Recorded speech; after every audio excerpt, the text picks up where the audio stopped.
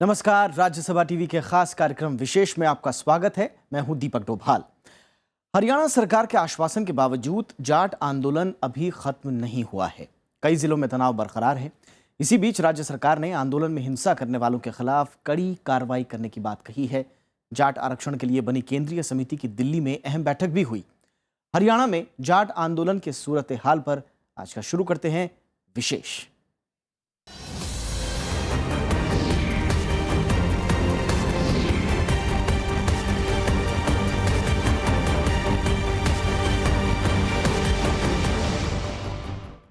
जाट आरक्षण की मांग माने जाने के बावजूद हरियाणा में स्थिति अभी सामान्य नहीं हुई है। जाट समुदाय के लोगों का आंदोलन जारी है। कई जगहों पर अब भी उपद्रव की खबरें मिली हैं, जबकि कई ट्रेनों की आवाजाही पर असर पड़ रहा है। इसी बीच दिल्ली में मामले पर गठित वेंकैया नायडू समिति की बैठक हुई, जिसमें आंदोलन पर सरकार की रणनीति पर चर्चा हुई।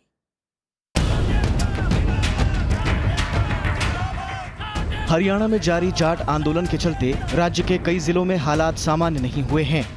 कई जिलों में कर्फ्यू जारी है। आंदोलन के चलते मंगलवार को 210 और ट्रेनों को रद्द करना पड़ा।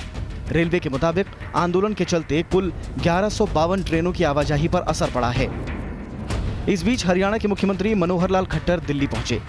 यहां उन्होंने जाट आरक्षण पर बनी केंद्रीय समिति की बैठक में हिस्सा लिया। केंद्रीय मंत्री वेंकैया नायडू के आवास पर हुई इस बैठक में जाट आंदोलन पर विस्तार से बात हुई। सरकार का मानना है कि इस मसले पर बैठकों का दौर अभी जारी रहेगा। हरियाणा की स्थिति के बारे में सारी बात की और ये कंटिन्यूअस प्रोसेस है। हम रोज बैठेंगे।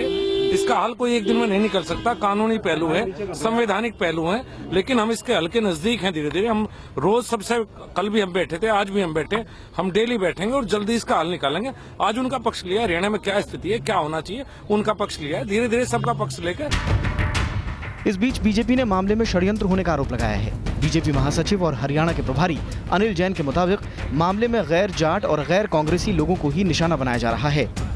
ये एक बहुत गंभीर मसला है कि ये नॉन कांग्रेस और नॉन जाटों पर ये हमला हुआ है। ये इससे लगता है कि कहीं ना कहीं इसमें गहरी राजनीतिक साजिश है और इसका पर्दाफाश होगा, इसकी जांच कराई जाएगी, ऐसा लगता है। इससे पहले रविवार को हरियाणा में जाट आंदोलन को लेकर गृहमंत्री राजनाथ सिंह के घर खाप और जाट पंचायतों के नेताओं की बैठक हुई, जिसमें वेंकैया नायडू की अध्यक्षता में समिति बनाने का फैसला हुआ था। Bureau report, Rajya Sabha TV. और जाट आंदोलन के दौरान हिंसा करने वालों के खिलाफ हरियाणा सरकार सख्ती से निपटेगी। राज्य के मुख्यमंत्री मनोहर लाल खट्टर ने हिंसक वारदातों को बड़ी घटना बताया। उन्होंने कहा कि इसकी साजिश करने वालों की जांच की जाएगी। इस बीच हाईकोर्ट ने राज्य सरकार से सोमवार तक स्टेटस रिपोर्ट मांगी है।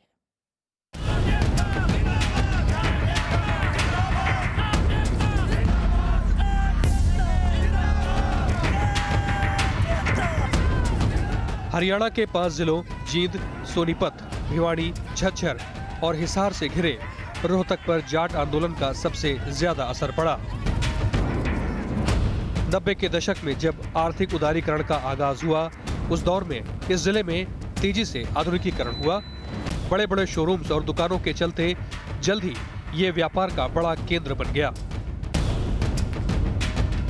लेकिन आंदोलन की तपिश में Delhi road market, sky tail mall, Vita milk plant, international school, Shauri market जैसे शहर की पहचान माने जाने वाले इलाकों में अब बर्बादी के निशान साफ देखे जा सकते हैं। आंदोलन में सब कुछ गंवा चुके लोग सरकार से अब राहत की मांग कर रहे हैं। हमारी दुकानों और नुकसान अनएक्सपेक्टेड, फिलहाल अनएस्टिमेटेड अरबों खरबों रुपए का नुकसान हमारा सवा हो गया है। सारी की सारी जला दी गई है। एक बार नहीं, 4 बार जलाई है।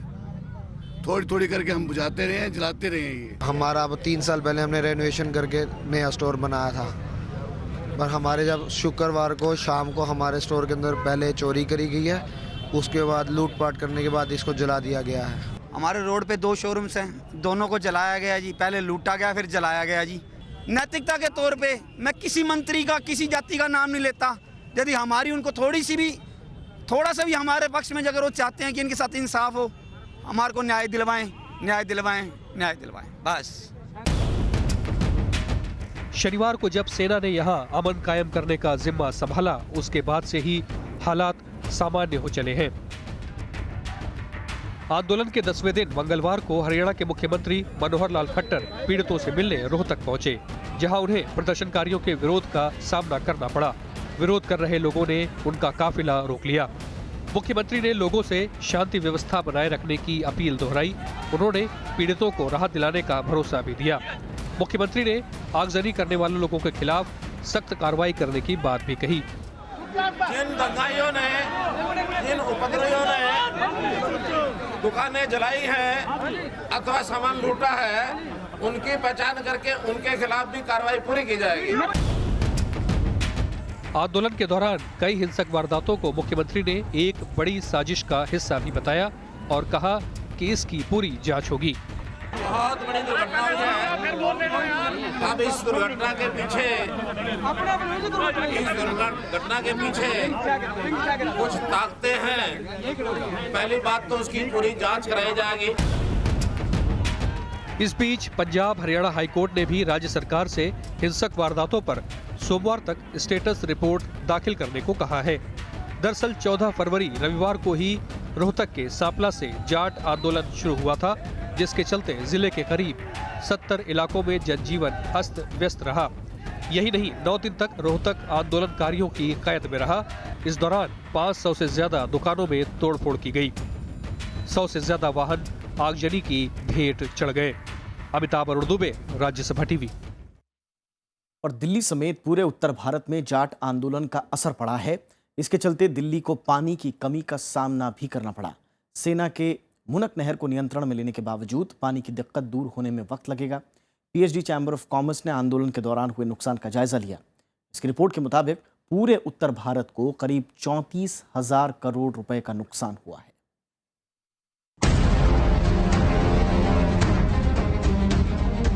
सड़कों पर ट्रकों की लंबी कतारें, हाईवे पर जाम और ठप पड़ी रेलवे लाइनें। हरियाणा में जाट आंदोलन की ये तस्वीरें बीते एक हफ्ते से ज्यादा सुर्खियों में हैं। आंदोलन की आग में केवल हरियाणा ही नहीं झुलसा, बल्कि उत्तर भारत के दिल्ली, पंजाब, चंडीगढ़, राजस्थान, उत्तराखंड, उत्तर प्रदेश, जम्मू कश्मीर और हिमाचल प्रदेश जैसे राज्यों पर भी इसका असर पड़ा। आंदोलनकारियों ने शनिवार को मुनक नहर का मेन गेट तोड़ दिया था, जिसके चलते दिल्ली में पानी की 45% सप्लाई पर असर पड़ा। दरअसल पश्चिमी और दक्षिणी दिल्ली में पानी की सप्लाई इसी नहर से होती है। पानी की कमी के मद्देनजर राज्य सरकार को स्कूल बंद करने का फैसला तक करना पड़ गया। आपात बैठकों के दौर भी चले। राज्य सरकार ने सुप्रीम कोर्ट में गुहार भी लगाई। बहुत परेशानी हो रही है पानी के लिए, बिना हर काम के लिए, कपड़े, बर्तन, नहाना धोना, सब कुछ के लिए परेशान है बहुत। वॉशरूम के लिए पानी चाहिए, मुंह हाथ धोने के बर्तन के लिए पानी चाहिए। समस्या तो बहुत ज़्यादा है। पब्लिक की मदद कर रही है, बाकी कोई सरकार की तरफ से कोई मदद नहीं है। जिनके घर में छोटे छोटे बच्चे हैं और कोई हम सीनियर सिटीजन हैं, हम लोग कैसे पानी भर सकते हैं और चौथी मंजिल पे कैसे चढ़ा सकते हैं। सोमवार को सेना ने मुनक नहर को अपने नियंत्रण में लेकर मरम्मत का काम शुरू कर दिया है। हालांकि दिल्ली में पानी की सप्लाई सुचारू होने में वक्त लग सकता है।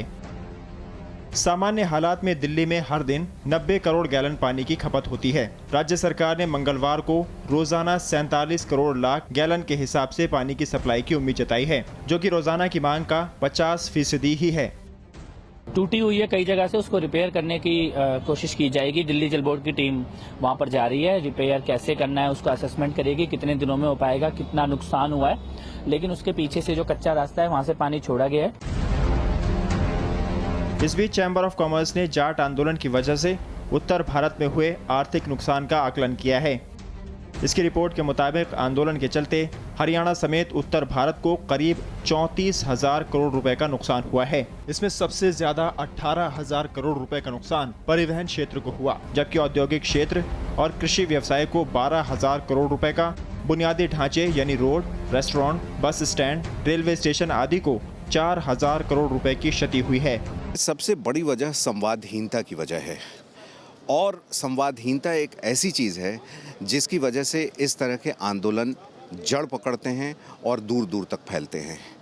लेकिन जिस तरीके से आंदोलन हरियाणा में हो रहा है जाट आरक्षण को लेकर, ये बिल्कुल सही नहीं है। अगर आप गौर करें तो सारी ट्रेन व्यवस्थाएं ठप हैं, सड़क यातायात पूरी तरीके से बंद है। आंदोलन के चलते 550 से ज्यादा ट्रेनें रद्द हुईं, जिसकी वजह से यात्रियों और पर्यटकों की तादाद में भारी कमी आई। परिवहन व्यवस्था ठप होने से जरूरी चीजों की आपूर्ति भी बाधित हुई, जो कि आने वाले दिनों में महंगाई का कारण भी बन सकती है। नवविक्रम सिंह के साथ अमिताभ अरुण दुबे, राज्यसभा टीवी। और फिलहाल रुकते हैं छोटे से ब्रेक के लिए, लेकिन ब्रेक के बाद आपको बताएंगे जाट आंदोलन का इतिहास क्या है।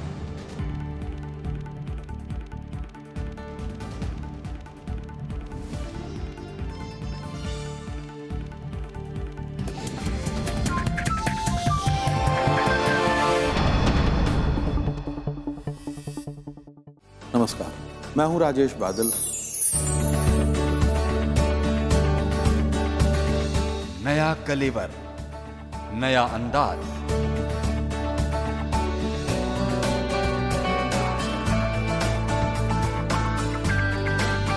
राज्यसभा टेलीविजन के खास प्रोग्राम विरासत में आपका स्वागत है। नए रूप में विरासत का आगाज।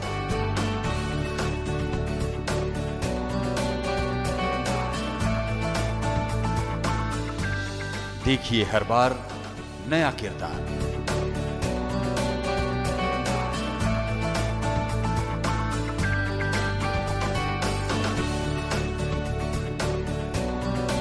उनकी नजर उनका शहर के बाद विरासत का इंद्रधनुषी संसार, सिर्फ राज्यसभा टीवी पर।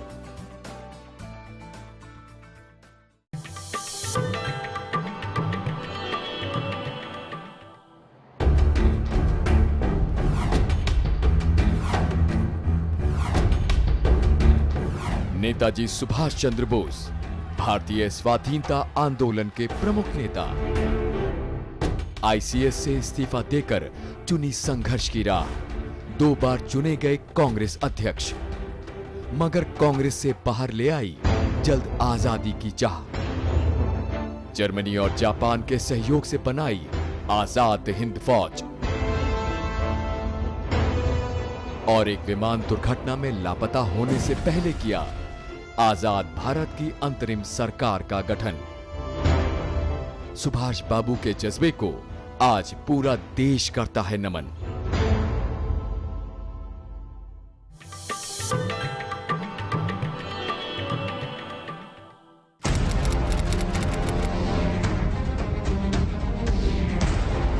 कलम की आंखों ने परखा इतिहास। मिसेस गांधी हैंडलिंग जो थी वॉर की, वो मास्टरली थी। वाजपेयी जी जब झगड़ा हो रहा था तो मुझसे कहते हैं जाते वक्त, इससे अच्छा तो यह है इंदिरा जी वापस आ जाए। कागज पर उतरी हर छोटी बड़ी बात। मैंने कहा मोरारजी भाई मुबारक हो, ये काम तो बहुत होगा। हाँ, कम होता अगर तुम उस वक्त मुझे प्राइम मिनिस्टर बनने देते। देखा देश को बनते हुए, मंजिल तक पहुंचते हुए। कलम के सफर का नया अंदाज, श्रेष्ठ संपादकों से संवाद। पत्रकार को राजनीति नहीं करना चाहिए। देखिए कलम गवाह है, सिर्फ राज्यसभा टेलीविजन पर।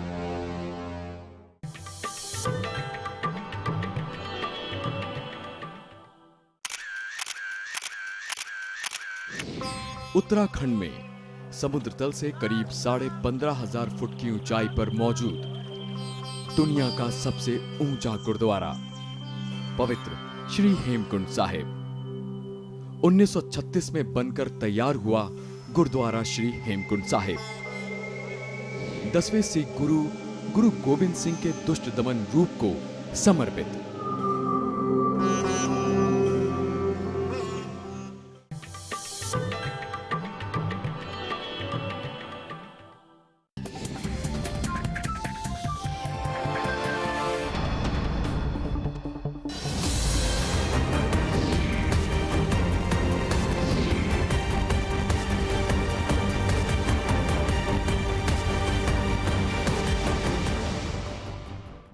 जाट लोगों को ओबीसी का दर्जा देने की मांग बहुत पुरानी है। 1953 में काका कालेलकर समिति और उसके बाद 1979 में गठित मंडल कमीशन आयोग ने भी जाटों को ओबीसी का दर्जा देने में ये दोनों कमीशन नाकाम रहे। लेकिन 2007 के बाद से जाट आरक्षण आंदोलन ने रफ्तार पकड़ी और इस आंदोलन ने कई बार सरकारी मशीनरी जाम करके रख दी। 2014 में जाकर यूपीए सरकार ने इन्हें आरक्षण की सौगात दी, लेकिन कोर्ट ने उसे खारिज कर दिया। आइए आरक्षण आंदोलन पर एक नजर डालते हैं।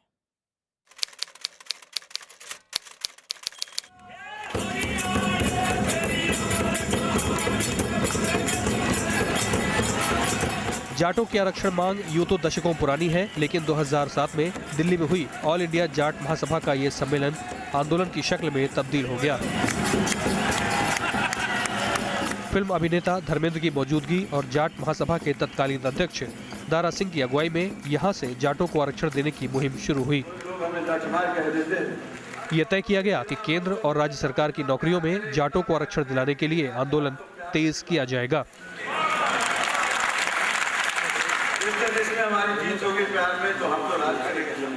इसके बाद के सालों में जाट आरक्षण की मांग हरियाणा से निकलकर देश के राजनीतिक हलकों में गूंजने लगी।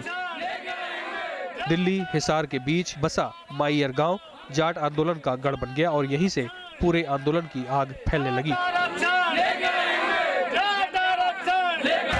मंडल कमीशन की रिपोर्ट के बाद यानी 1990 के दशक से अगर जाट आंदोलन की अहम पड़ावों की बात करें, 1998 में तत्कालीन प्रधानमंत्री इंद्र कुमार गुजराल सरकार के वक्त राष्ट्रीय पिछड़ा वर्ग आयोग ने ओबीसी श्रेणी में जाटों को शामिल करने की सिफारिश की थी, लेकिन सरकार ने इन सिफारिशों पर ध्यान नहीं दिया। अगस्त 1999 में पूर्व प्रधानमंत्री अटल बिहारी वाजपेयी ने राजस्थान में ओबीसी श्रेणी के तहत जाटों को आरक्षण देने का वादा किया। इस वादे के बाद बीजेपी को राज्य में ज्यादातर सीटें मिली। अक्टूबर 1999 में वाजपेयी सरकार ने अन्य पिछड़ा वर्ग श्रेणी में राजस्थान के जाटों को आरक्षण देने के अपने वादे को पूरा किया, लेकिन इसके बाद दूसरे राज्यों में भी जाटों को आरक्षण की मांग शुरू हो गई। 2004 के लोकसभा चुनाव में इस मुद्दे को फिर हवा दी गई। चुनाव के बाद जब आरक्षण की मांगें नजरअंदाज होने लगी तो कई छोटे आंदोलन शुरू हो गए। मार्च 2007 में दिल्ली में ऑल इंडिया जाट महासभा का बड़ा सम्मेलन हुआ, जिसमें आंदोलन को तेज करने की बात उठी। इसके बाद 2009 में ऑल इंडिया जाट आरक्षण संघर्ष समिति का गठन हुआ। सितंबर 2010 में रिटायर्ड कमांडेंट हवा सिंह सांगवान के नेतृत्व में दिल्ली हिसार रेलवे ट्रैक रोक दिया गया। इस दौरान प्रदर्शन में लाडला गांव के सुनील लांबा की मौत हो गई। मार्च 2011 में माईयर गांव में एक बार फिर आरक्षण ने तेजी पकड़ी। यहां से शुरू हुआ विरोध प्रदर्शन आसपास के जिलों में फैल गया। इस दौरान करीब 13 रेलवे ट्रैक प्रदर्शनकारियों ने बाधित किए थे। अक्टूबर 2011 आंदोलन को लेकर वैचारिक मतभेदों के चलते AIJASS 2 गुटों में बंट गया। एक गुट का नेतृत्व उत्तर प्रदेश के जाट नेता यशपाल मलिक करने लगे और दूसरे के हवा सिंह सांगवान। मार्च 2012 में हिसार के रामायणा गांव में हुई पुलिस फायरिंग में संदीप कदवासरा नाम के युवा की मौत हो गई। अगस्त 2012 में सर्व जाट खाप महापंचायत ने जींद से अपने आक्रामक आंदोलन की शुरुआत कर दी। आंदोलन को भड़कता देख दिसंबर 2012 में तत्कालीन मुख्यमंत्री भूपेंद्र सिंह हुड्डा ने जाटों समेत 5 जातियों को 10% कोटा देने का ऐलान किया। हालांकि कुछ ही महीनों बाद यानी सितंबर 2013 को AIJASS और खाप महापंचायत ने ओबीसी के दर्जे पर फिर से आंदोलन छेड़ दिया। आखिरकार मार्च 2014 में केंद्र सरकार ने जाटों को ओबीसी के तहत लाने का नोटिफिकेशन जारी किया और जाटों ने आंदोलन वापस ले लिया। यूपीए सरकार के इस फैसले के आधार पर जाट नौकरी और उच्च शिक्षा में ओबीसी वर्ग को मिलने वाले 27% आरक्षण के हकदार बन गए। नरेंद्र मोदी सरकार ने भी जाटों को ओबीसी आरक्षण की सुविधा दिए जाने के फैसले का समर्थन किया, लेकिन इसके खिलाफ सुप्रीम कोर्ट में कई याचिकाएं दायर की गई और आखिरकार 17 मार्च 2015 को सुप्रीम कोर्ट ने जाटों को आरक्षण देने का फैसला रद्द कर दिया। Bureau report, Rajya Sabha TV. OBC कोटे के तहत आरक्षण की मांग कई जातियां कर रही हैं। पिछले कुछ वर्षों से कई जातियों ने अलग अलग राज्यों में बड़े आंदोलन किए। जाट के अलावा पटेल, गुर्जर और कापू समुदाय के आंदोलन को देश ने हाल ही में देखा। हाल ही के बड़े आंदोलनों पर एक नजर डाल लेते हैं।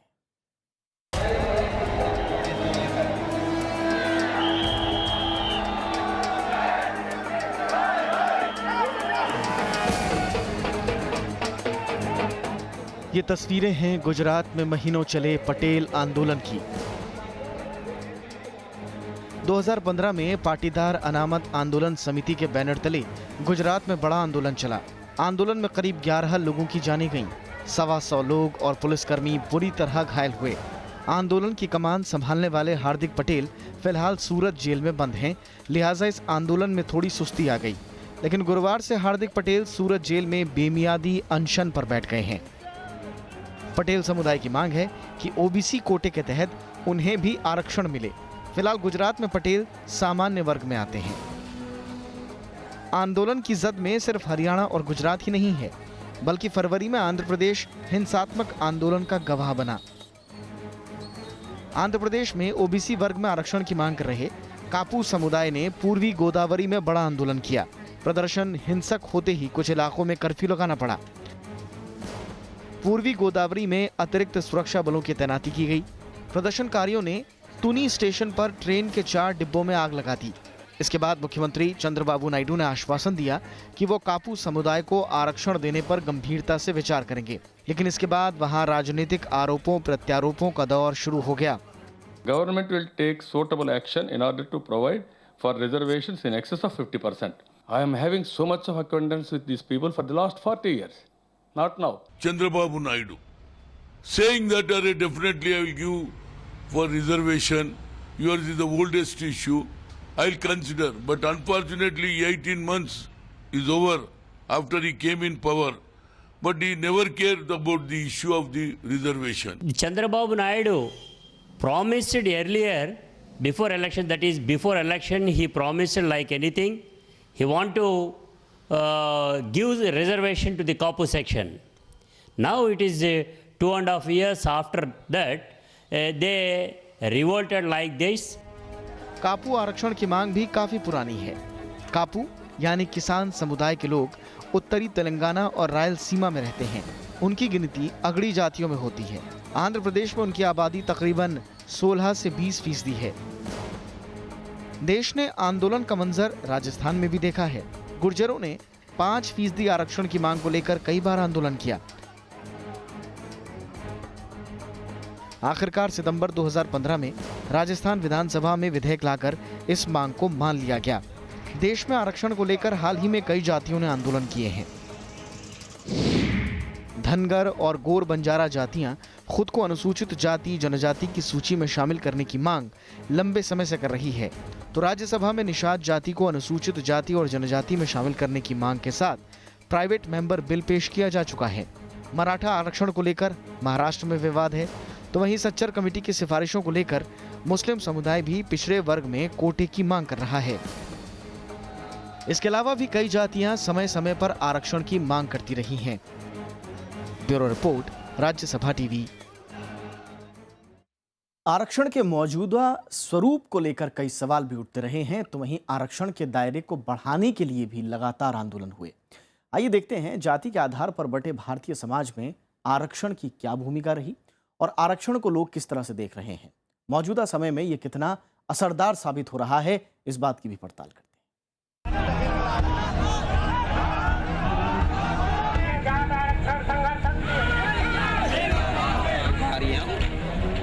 आरक्षण को लेकर बहस काफी पुरानी है।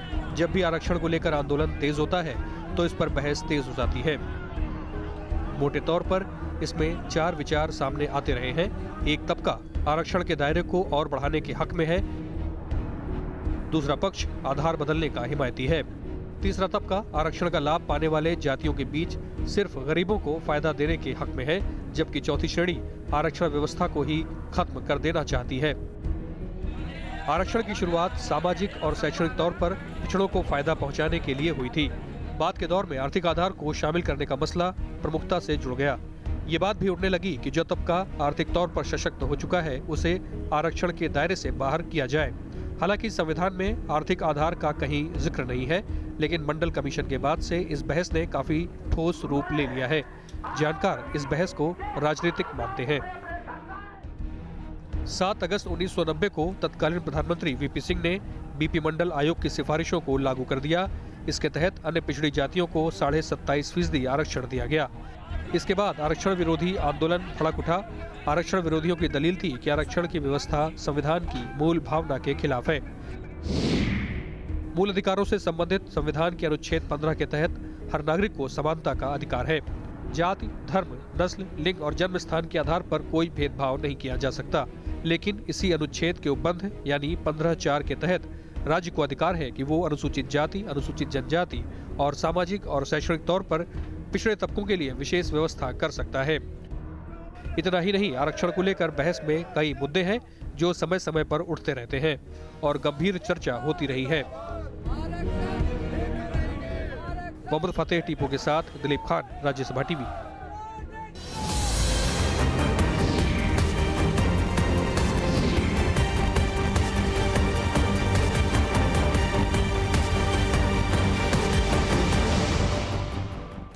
तो विशेष में आज इतना ही। देश और दुनिया की तमाम अहम घटनाक्रम के लिए आप देखते रहिए राज्यसभा टीवी।